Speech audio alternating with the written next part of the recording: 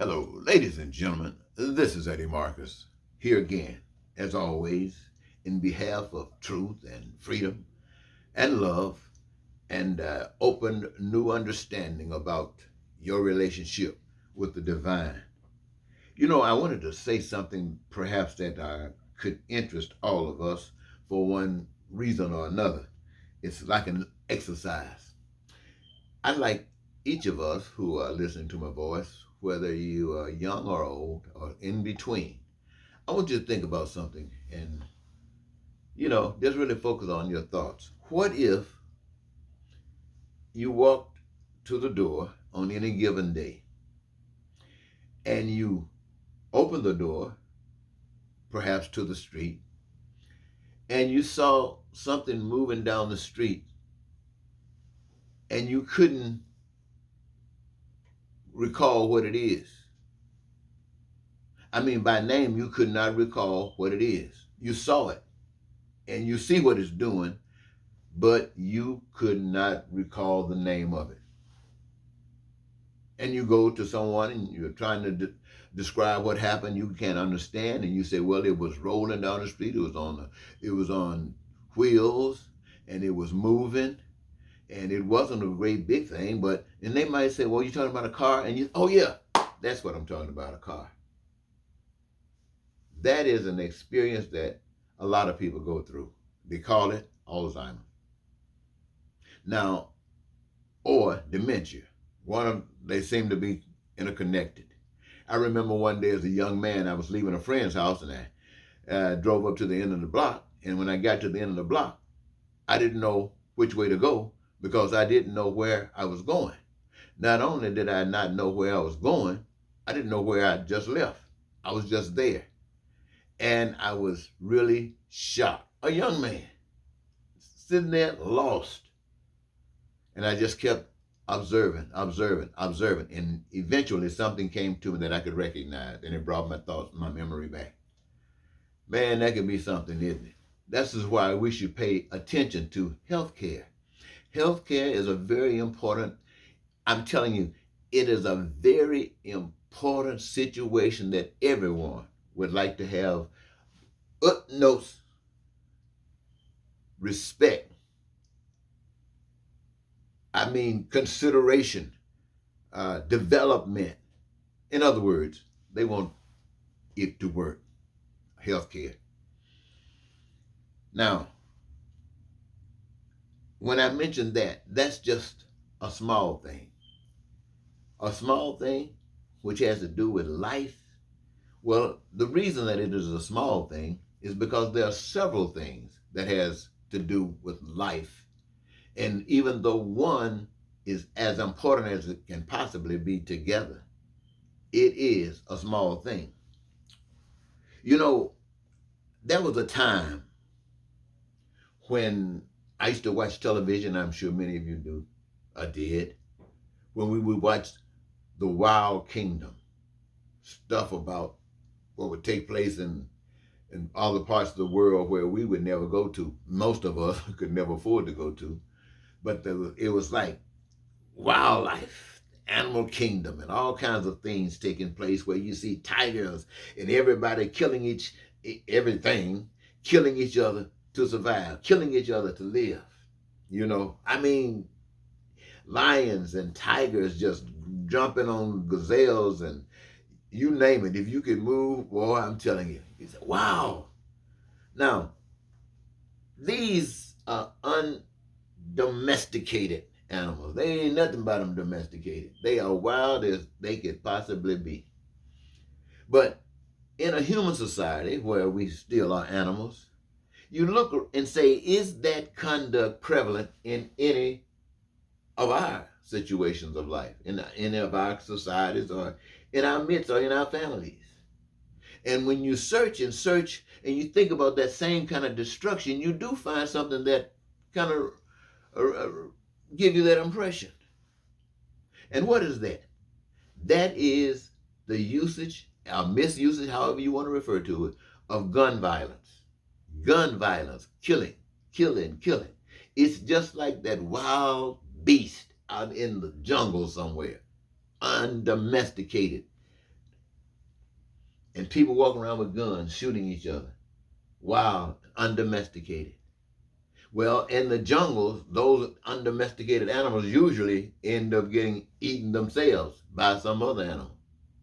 But what happens in a society of people when guys are walking around with guns killing each other? Well, there are a couple of approaches that you can deal with. One is the one we always employ, and we call that laws that would take people off the street for a period of time. Maybe they could rehabilitate their desires, or make some gun law adjustments. That they're not going to do, because that's about money, and nothing can interfere with the flow of money. So I guess for a period of time, until something happens, we're going to have to deal with these wild, undomesticated animals walking around on two legs with guns in their hands, trying to kill someone. You know, ladies and gentlemen, for years now, I have spent a lot of time with you, the American people. I sacrificed, and I sacrificed to give the message to you. When I say I sacrificed, I mean I stopped pursuing the American dream. I stopped pursuing it to advocate for a different dream, a heavenly dream. Not going to heaven, but recreating this society into a heavenly state. Something like paradise, something utopian. You know what people say can't ever happen. I don't know why they tell you can't happen. Well, other than, but maybe they do. So what I'm saying is, for the 40-year period that I've been out here, I've been advocating this. I've been advocating where you never have to suffer for those things that are essential for your lives, like food, clothing, and shelter, and education, and health care. And that you would have a career that would allow you to participate in the creation of all these different things that you're benefiting from. And by so doing, the resources are free. You engage in your talents because you benefit from. And by doing that, that was a partnership between you and the divine creator. That you, the people, working together for the common good of you, the people. And you would have access to all your needs, access to all your wants, access to all your desires. And you can access it at your pleasure. Not owing anybody anything. Needing no laws to govern right and wrong, because there's no need to lie. There's no need to cheat. There's no need to steal. There's no need to kill, to be a racist, a hater, or a bigot. None of these reasons. No reason to terrorize. No reason to go into war unless you want to take over something that doesn't belong to you. Unless you want to become a god yourself. Unless you want to become a dictator and take from the people and build for yourselves, and then lie to a group of people and force them to start giving allegiance to you, honoring you, and now you've created your own hell for everybody else. Well, this is what has happened all over the world. This is what is happening in America. This is why, ladies and gentlemen, you're constantly getting the message about lies, because they're trying to take you deep into hell. Now, when I started some 40 years ago, when I think it was 1988, the first time I ran for president of the United States, I was so happy. Because what I was just telling you, your peace and your prosperity, your freedom, your joy of life, your dreams being fulfilled, it becomes so apparent to me till I'm willing to commit a crime to try to get your attention. Go to jail, go to prison. I don't care. Let me just get a chance to tell you this. I know what you pray for. I've been in the pulpit. I've watched you coming to me and say, pray for this, pray for that, pray for my education, pray that my kids can get this. I've watched you. I heard you. You're the same people all over the earth. You're made the same kind of ways. I'm telling you, ladies and gentlemen. And so when I got the answer, I'm so excited. I bring it to you. Now, this is back in 1988. And I haven't stopped.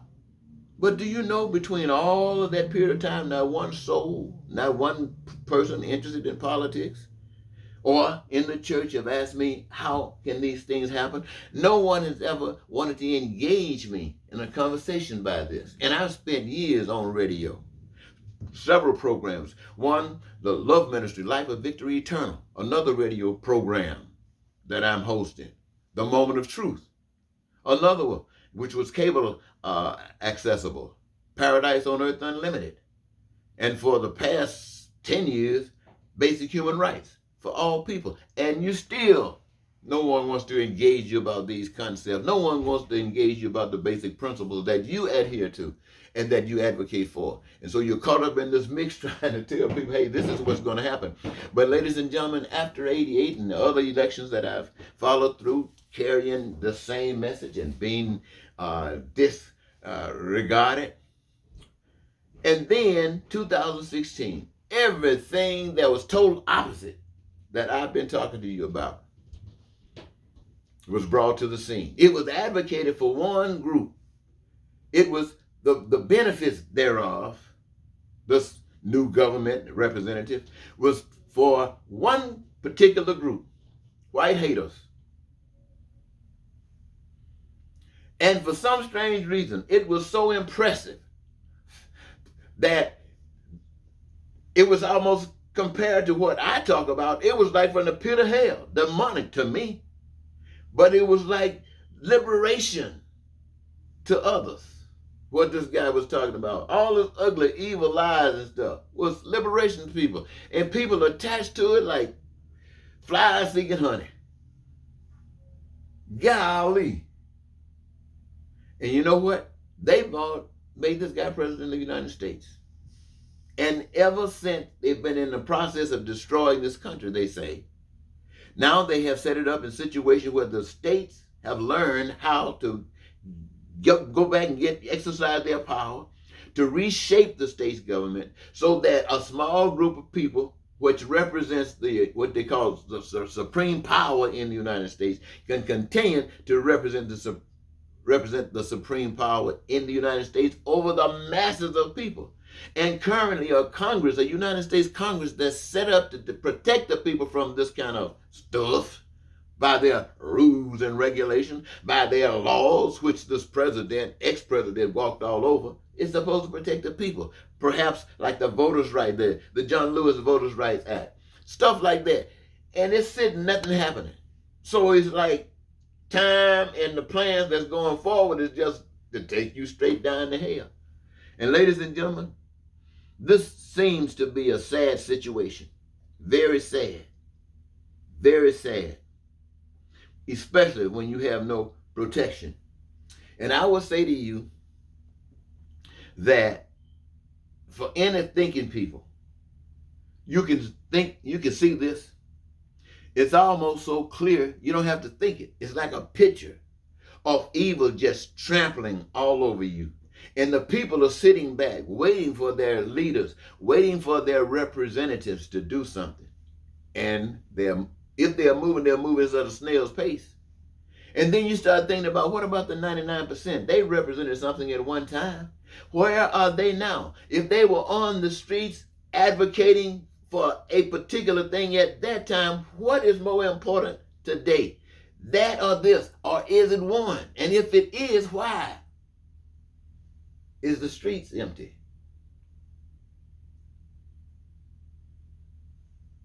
What about Me Too movement? Where you at? You're talking about certain freedoms that's been denied to you. Now you're going to get them all taken away. Where are you? People of color. You know the story. You know what's been happening. You know you can't sit around and wait for anybody to do something for you. You got to come together and start doing it for yourselves. Where are you? Where's the church? The black church specifically. We know where the white church is. They're over there with evil. Not all of them now. Now don't let me tell you that all white churches. No, not all of them. And not all white people are evil. A lot of them sit back like black people and say, well, I know it's wrong, but what can I do? And so you allow it to happen. That's how come black people have been in bondage for over 400 years. People knew it was wrong, but what they say, well, we didn't do it. They just benefit from it. And the other one said, well, what can I do while they suffer and people lying to them? We're going to do this, we're going to do that, because you haven't trusted the truth. The truth is, ladies and gentlemen, you cannot trust me. I'm a black man. You can't trust a white man. You can't trust a man. You can't trust a woman when it comes down to your life, because every last one of them believe that their lives is most important. that in your life. And when it comes to their life and your life, they going with their life. So what does that mean? That means you're going to always be screwed as long as you're trusting in men. So what do? You go home to mama. You know your mama know she got 21 kids, love every last one of you. She going to treat you just the same. So go back to the beginning. Go back to God. You know God loves you. I don't care what they told you. I don't care what they told you. You know God loves you. You standing, you alive. I don't care if you're in your bed sick. You know God loves you. And if you're in your bed sick, you believe God is able to get you up out of that bed. So get busy, you and God, and that spirit, so you can get up out of that bed. But the rest of you, put your trust in God, knowing that God loves you. Now, what does that mean? How do you translate that? You translate that by allowing that spirit of that love that God has for you in you. And when that love is in you, hey, baby, what else do you have to give but that love that's in you? And that love that's in you flows out to those who already got that love, and that love just keeps flowing and flowing and flowing and flowing and flowing and flowing and flowing and flowing. And you'll realize, ladies and gentlemen, that the things I've been talking to you about happened. You didn't have to go into no debt. You didn't have to owe anybody anything except your gift that was given to you to bring here to give to the world. Ladies and gentlemen, I think I'll leave it there. I think you have gotten my message. I want to thank you so very much for giving me this your time. And it has been gleefully an amazing time. Until next, have a good day.